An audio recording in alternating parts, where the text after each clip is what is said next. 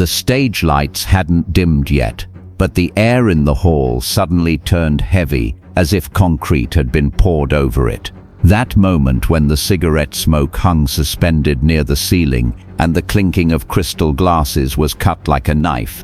No one expected this to happen, and in that moment, no one understood why John Wayne didn't answer, or what was snapping beneath that massive frame. It was the evening of Friday, November 8th. The Ambassador Hotel, Coconut Grove Lounge in Beverly Hills, Los Angeles, was filled with the heavyweights of American cinema, the old guard. Outside, the world was burning. The shadow of the Vietnam War had stretched all the way to California's palm-lined boulevards. There were protests in the streets, angry marches at universities, and death tolls rising daily in newspaper headlines. Hollywood, as always, was divided by an invisible fault line. On one side, the new Hollywood, openly and harshly criticizing the war like Jane Fonda. On the other, the old-timers, remaining silent and wrapping themselves in the flag. And right in the middle, the single man upon whom everyone's gaze was fixed, the living symbol of America, John Wayne. Wayne hadn't come to the hall alone that night. Beside him was his producer friend, his right-hand man, and perhaps his only confidant, Walter McKenna. McKenna was an experienced figure, with slicked-back hair and shrewd eyes, having worked at Republic Pictures for many years and served as production coordinator on many of Wayne's films. The pair had sat at a table near the front row, viewing the stage diagonally.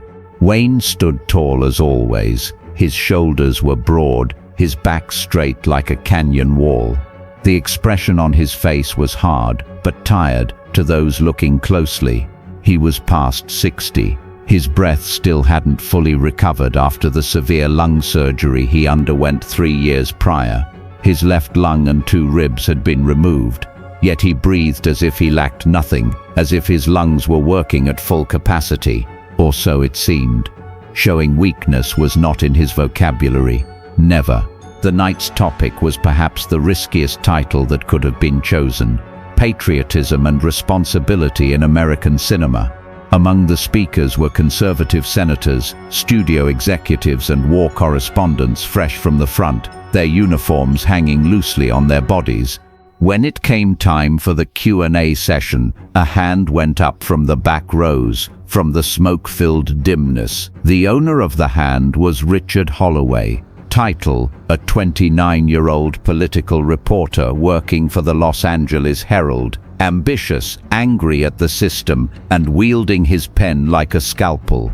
When Holloway stood up, there was no tremor in his voice. He was confident. He wore a cheap tweed jacket, and on his lapel shone a small metal peace pin. For that era, in that hall, wearing that pin was akin to saying, "I am the enemy." He took the microphone. The sound of the cable dragging on the floor was heard. First he looked at the hall, at the crowd in those expensive clothes. Then he turned directly to John Wayne, who sat at his table without touching his whiskey.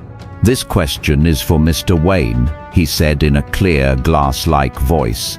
There was a slight stir in the hall, the rustling of fabric.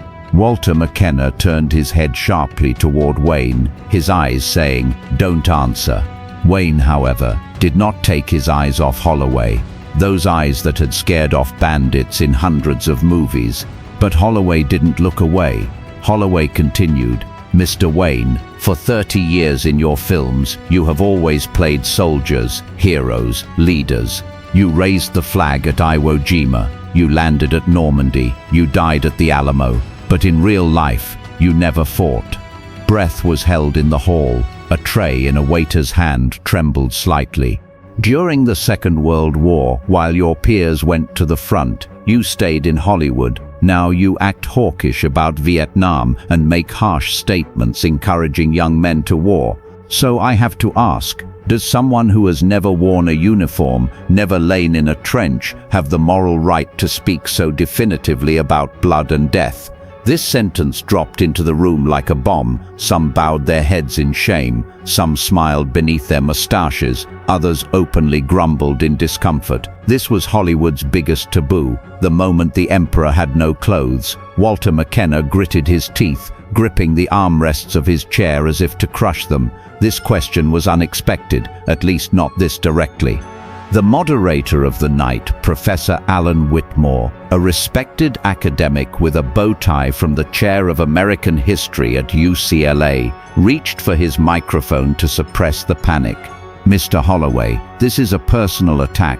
But Wayne raised his hand slightly. That massive hand hung in the air, as if to say, "No, let him speak, let him spill his poison."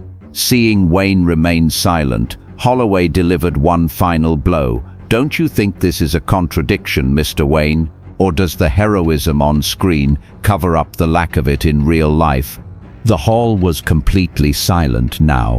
Even the hum of the air conditioning motor could be heard. Everyone waited for what John Wayne would say. An answer with that famous booming voice, a sharp rebuke, an outburst saying, "You little communist punk." Maybe a cynical trademark half-smile. But Wayne did not speak. He just sat there. His back was still ramrod straight, but for a split second, a curtain fell over his eyes. There was no anger in his face, nor shame. There was only an infinite, bottomless fatigue, a fatigue accumulated over years, one not written in any script. Professor Whitmore waited a few seconds, wiped his sweating forehead, then spoke to soften the atmosphere. "I believe our time is up, ladies and gentlemen." Wayne nodded slightly. He stood up without using the table for support. The room suddenly burst into motion. Camera flashes began to pop. Wayne did not walk to the microphone. He did not defend himself. He simply buttoned his jacket, gave Walter McKenna a short glance that said "let's go," and left the hall without making eye contact with anyone. For many this was an escape, a defeat. But in reality the story was just beginning, right at that moment, in that silence. Wayne did not leave through the Ambassador Hotel's flashy revolving door, but through the back door used by kitchen staff. The cold November wind hit his face. His driver, Charles "Charlie" Dugan, Wayne's private chauffeur for 12 years and a former cop, moved to open the Cadillac's door.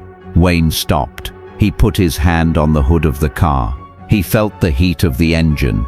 "No, Charlie," he said. His voice was heavier than his silence in the hall. "I need to go alone tonight. You go home." Charlie was surprised. His boss never went around without protection or a driver.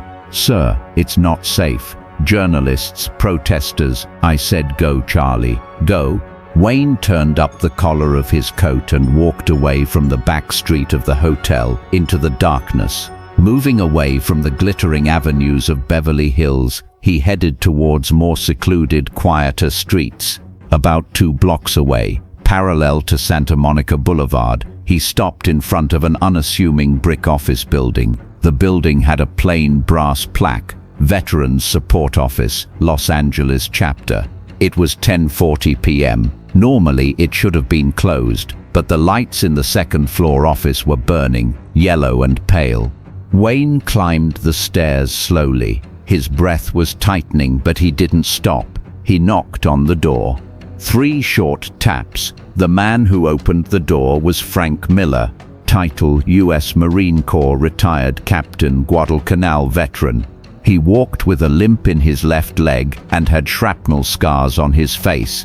He was currently a consultant working voluntarily with veterans. Seeing John Wayne, America's most famous face, at the door, Miller didn't freeze. As if he had been expecting him, he was only slightly surprised.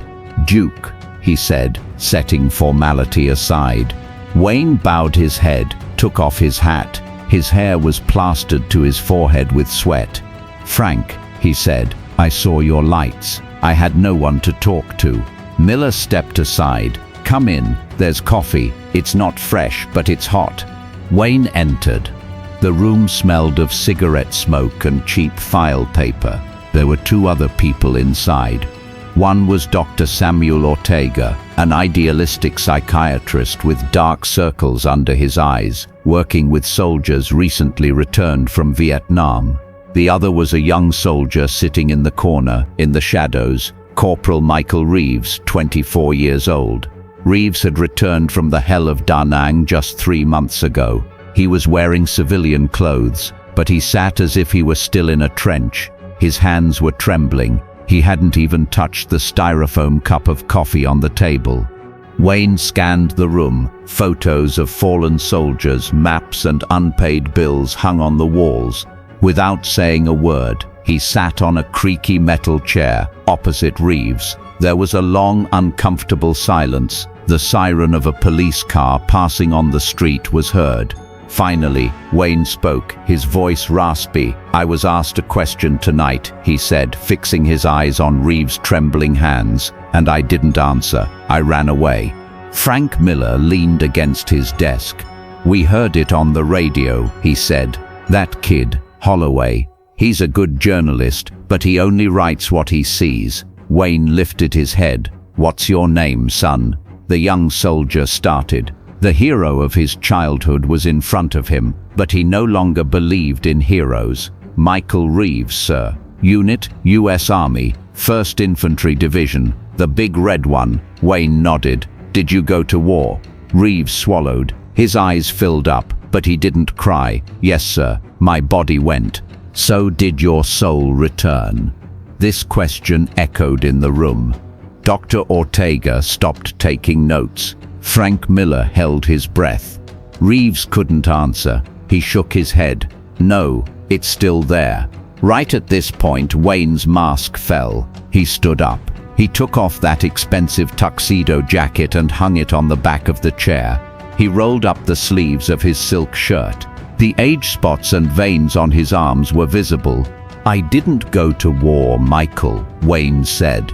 His voice was no longer booming. He was whispering, but every word was as heavy as a bullet. "Everyone knows this. Holloway was right. And yes, this is a burden that lives with me every day, every morning when I look in the mirror. Marion Morrison didn't go to war. John Wayne went. But John Wayne is just a ghost." Frank Miller was astonished. He had known Wayne for 20 years and had never heard him speak like this. "But know this," Wayne continued, leaning over the table. "I know why every man wearing that uniform stays silent. Because some things cannot be told, son. They are only carried. And to carry that burden, one doesn't necessarily have to pull the trigger. Sometimes you need to hold the hands of those carrying that burden." Dr. Ortega spoke for the first time, his voice soft. "Mr. Wayne, these young men feel excluded by society. They get shouted at as baby killers at airports. They are asked, 'Why did you go?' But no one asks, 'How did you return? What did you see?'" Wayne nodded. His eyes welled up. "That's why I stayed silent," he said. "Because if I had answered those people sitting in those fancy seats drinking cognac in that hall, I would have been defending myself. But if I stayed silent, maybe that silence would be louder than your scream," I thought. Reeves lifted his head.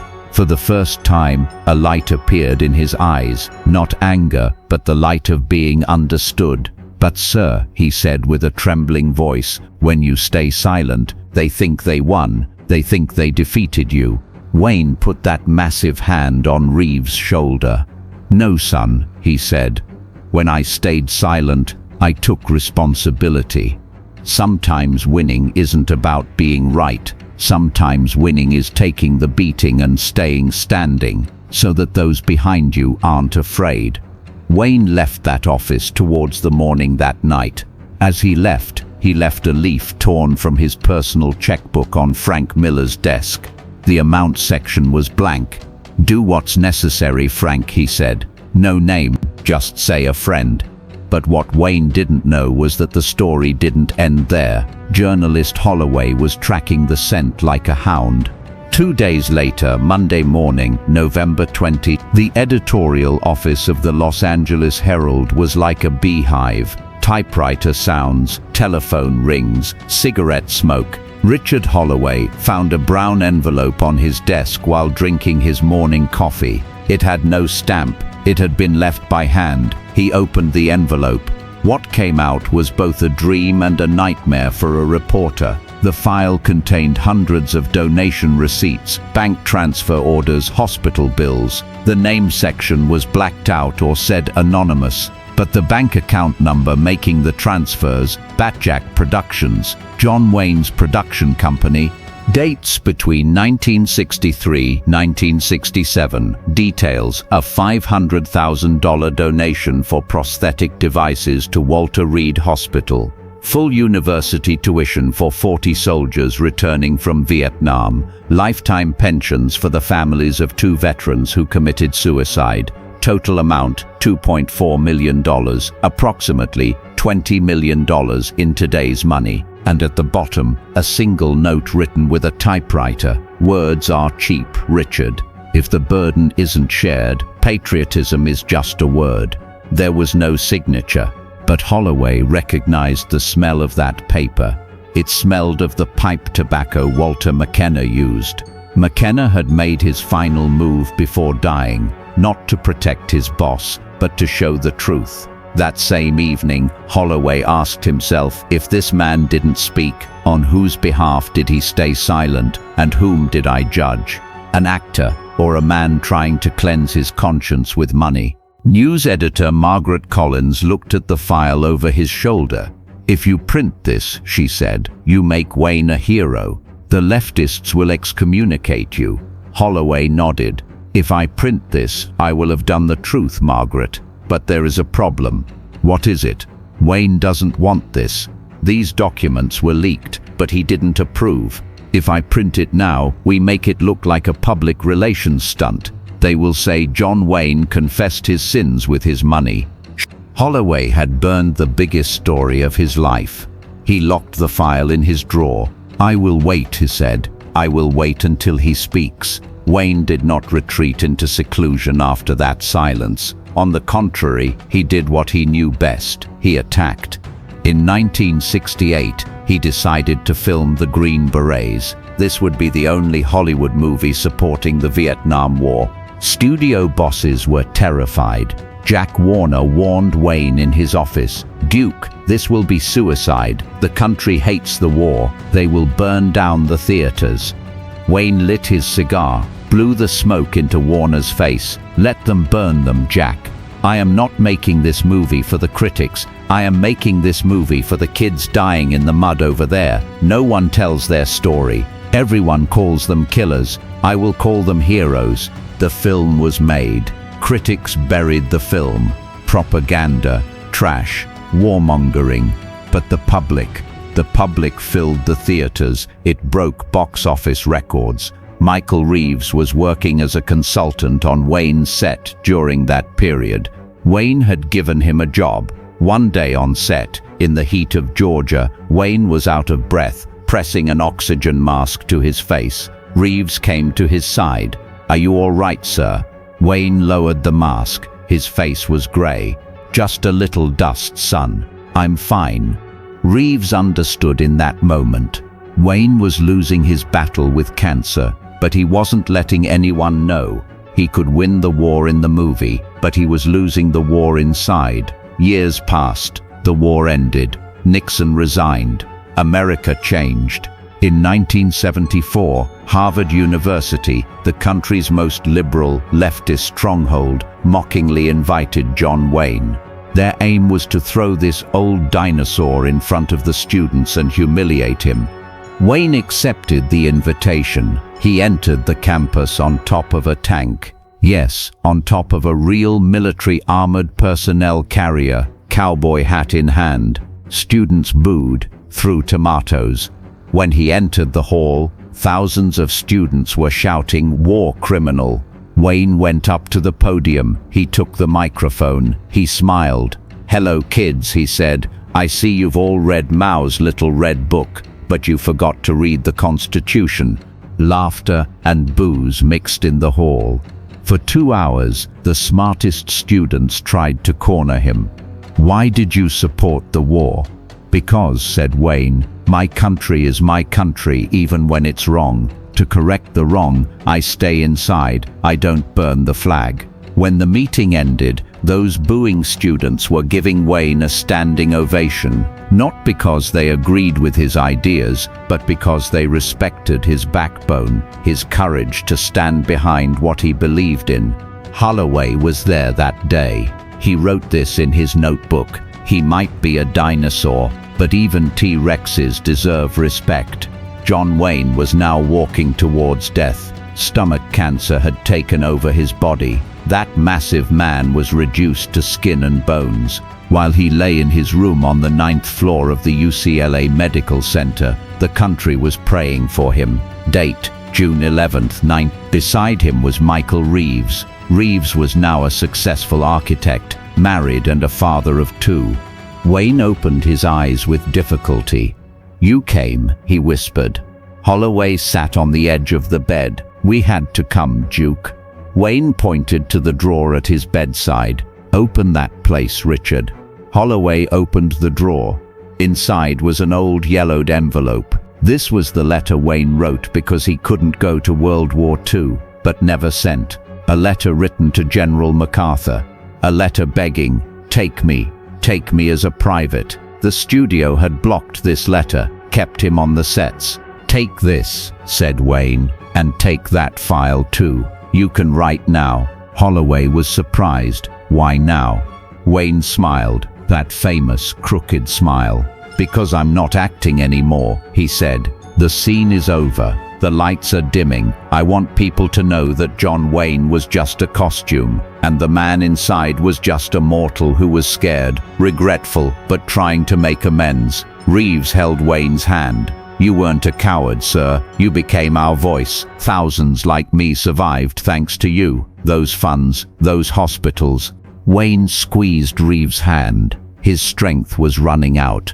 "Fio, fuerte y formal," he whispered. This was his life motto: ugly, strong, and dignified.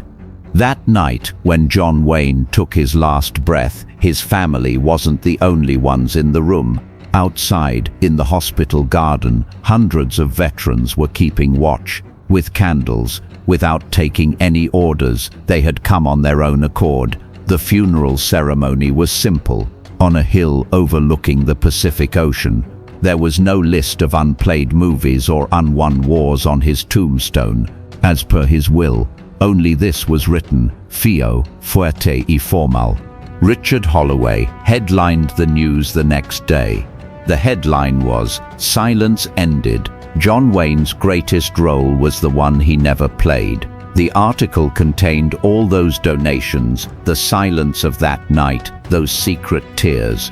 Holloway finished his piece like this: "We called him a fake hero because on screen he would get shot and fall, then get up and go home. But true heroism isn't taking a bullet. True heroism is being able to sacrifice your own pride so that others may live." John Wayne stayed silent that night, stayed silent for those years, was lynched, heard insults, but did not reveal those secret funds to clear his name. Why? Because he didn't want that money to be advertising material. He paid the price with silence, and today we know that. Some wars are not won at the front. Some are fought and finished silently in a man's conscience. Sleep easy, cowboy, your debt is paid. The cemetery keeper would tell a legend years later that every year on the night of June 11, a middle-aged man, Michael Reeves, would come to the grave and whisper something different to the stone. "You stayed silent, and we lived." And that the man, before disappearing into the darkness, gave a military salute to the tombstone, not as if to a commander, but to a father.